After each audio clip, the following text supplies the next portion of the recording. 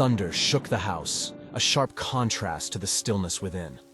Lightning illuminated the living room, revealing every corner in stark detail. An empty beer bottle languishing on its side on the coffee table, its last few drops clinging to the glass. My socks and shoes abandoned carelessly in the middle of the floor. The sudden cacophony of the storm jolted me awake from an alcohol-induced slumber. My heart raced, pounding as thunderously as the storm outside.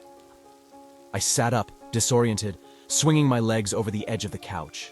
The cold touch of the hardwood floor made me flinch, a stark reminder of the chill that had settled into the room. The storm outside seemed to mirror my inner turmoil, a tempest of thoughts and emotions swirling just beneath the surface. As I tried to gather my bearings, another noise, more unnerving than the thunder, sliced through the air, the shrill, insistent wail of the emergency alert from my phone. The screen blared a dire warning. Warning! Take shelter immediately. Lock your windows and doors. Barricade yourself in a windowless room. Do not attempt to go outside.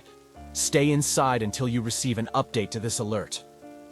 No matter how desperately I tried to silence it, the alert continued its relentless blare, echoing through the room like a siren call of doom. Confused and still slightly inebriated, I stumbled to the door, swaying unsteadily on my feet. I reached for the brass doorknob, its coldness seeping into my skin, chilling me to the bone. With a hesitant pull, I opened the door, revealing a world transformed by the storm. Outside, the neighborhood was alive with activity, a stark contrast to the ominous message on my phone. Lights flickered on in neighboring houses, casting eerie shadows that danced across lawns and driveways. People peered out from behind curtains and doors, their faces etched with confusion and concern. Across the street, my neighbor, Tom, stepped out onto his lawn. His face, a mix of sleepiness and annoyance, seemed to seek answers from me, but I had none to give. Our silent exchange was shattered by another deafening crack of thunder. The ground near Tom's feet split open as if the earth itself was rebelling against the storm. From the fissure, a large, pale arm reached up with terrifying swiftness, grasping Tom's leg. In a blur of motion and terror, it pulled with such force that ripped his leg from his body in a mess of blood and gore. It pulled him into the gaping maw of the earth. His screams, primal and full of horror, filled the cool night air, a chilling soundtrack to the nightmare unfolding before my eyes. As the figure began to pull itself from the ground, a monstrous apparition born of shadow and storm, I turned and ran. My heart pounded in my ears as I slammed the door shut, the sound echoing through the house like a gunshot. I locked the doors and windows with shaking hands, my mind racing with fear and disbelief. The emergency alert on my phone was a constant, unyielding presence, its message burning into my mind. I tried to rationalize what I had seen, to convince myself it was a trick of the light, a shadow, a hallucination fueled by alcohol. But the reality was inescapable. Tom's screams were real. The terror in his voice, the visceral fear of his final moments echoed in my mind. A sudden crash. The sound of breaking glass was unmistakable, jarring in its violence. A surge of adrenaline coursed through me, and for a moment I was frozen, the flashlight beam quivering in my unsteady grip. My mind raced with possibilities, each more horrifying than the last. Was it the creature that had taken Tom? Or something else, something unleashed by the storm, or worse, by the unending alert? As I moved through the house, the sense of being watched grew stronger. It was as if the shadows themselves had eyes, following my every move with unseen, malevolent intent. I could almost feel the weight of their gaze, a physical pressure against my skin.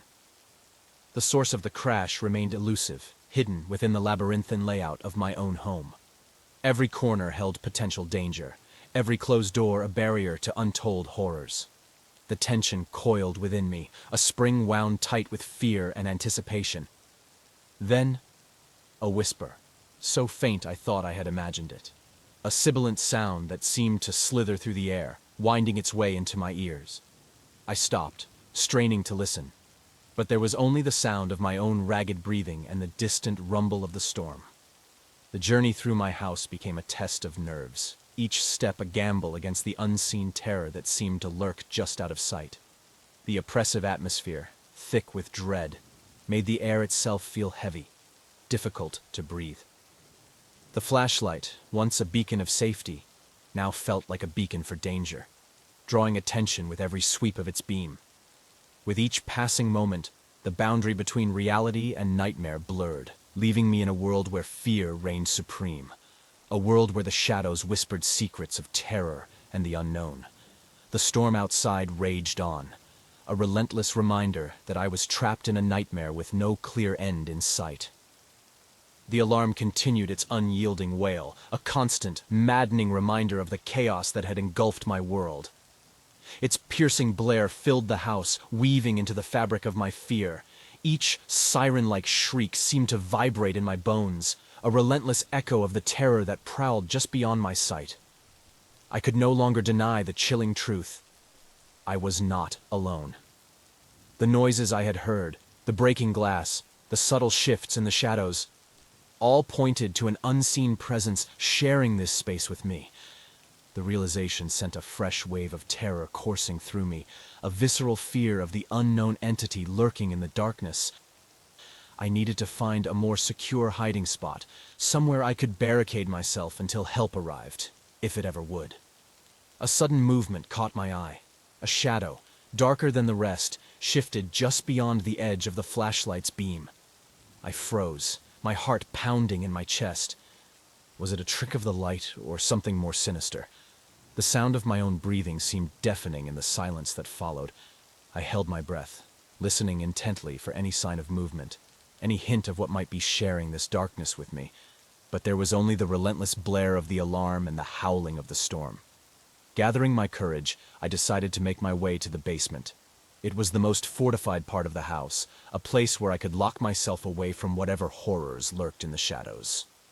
With cautious steps, I navigated the dimly lit corridors, each creak of the floorboards a thunderous announcement of my presence. The descent into the basement was like entering the belly of the beast. The air grew colder, the darkness more oppressive. The flashlight seemed to struggle against the encroaching gloom, its beam swallowed by the thick shadows. The stairs groaned under my weight, a morbid melody that accompanied me into the depths. Reaching the basement, I quickly shut the door behind me, sliding the heavy bolt into place. The sound of the lock was a small comfort, a faint whisper of security in a world gone mad. Here, surrounded by concrete walls and old memories stored in boxes, I felt a momentary respite from the terror that gripped my heart. But even here, the alarm's wail penetrated, a relentless siren that refused to be silenced. It was a stark reminder that there was no true escape from the nightmare unfolding around me. Each blare of the alarm was like a call to the unseen menace, a beacon that I feared would lead it right to me. In the suffocating darkness of the basement, with only the feeble light of my flashlight and the haunting sound of the alarm for company, I waited. Time seemed to stretch and warp, minutes feeling like hours. The storm continued to rage, a distant roar that mixed with the cacophony of my fears. I huddled in the corner, trying to make myself as small as possible, every noise a potential harbinger of doom.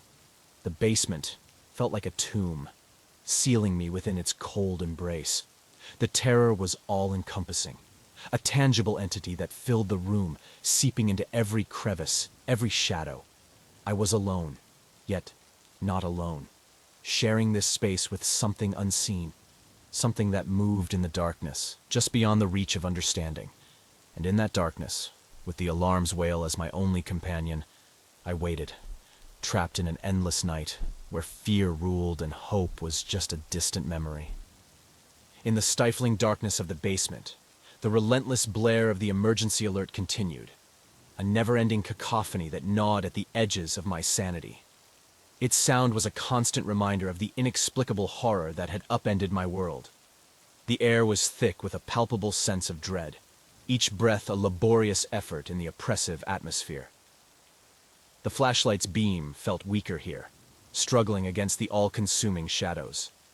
The darkness in the basement seemed to pulse with a life of its own, creeping closer with every passing second.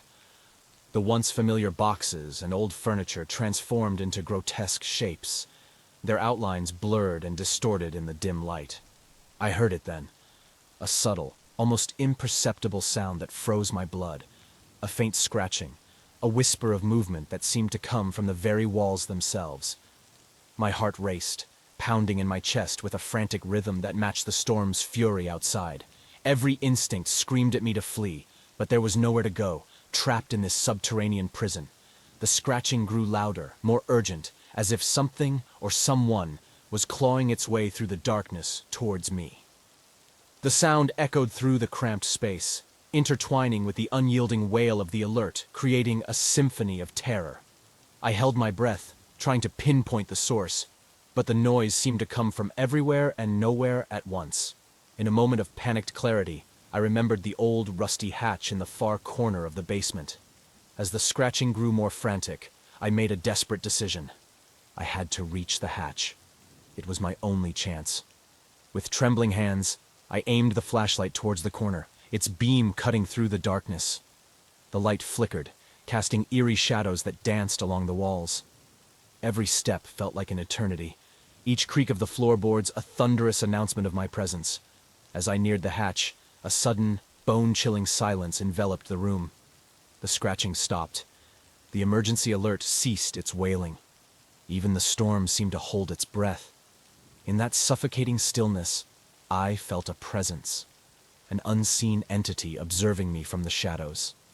I reached for the hatch, my fingers grazing the cold metal. That's when it happened.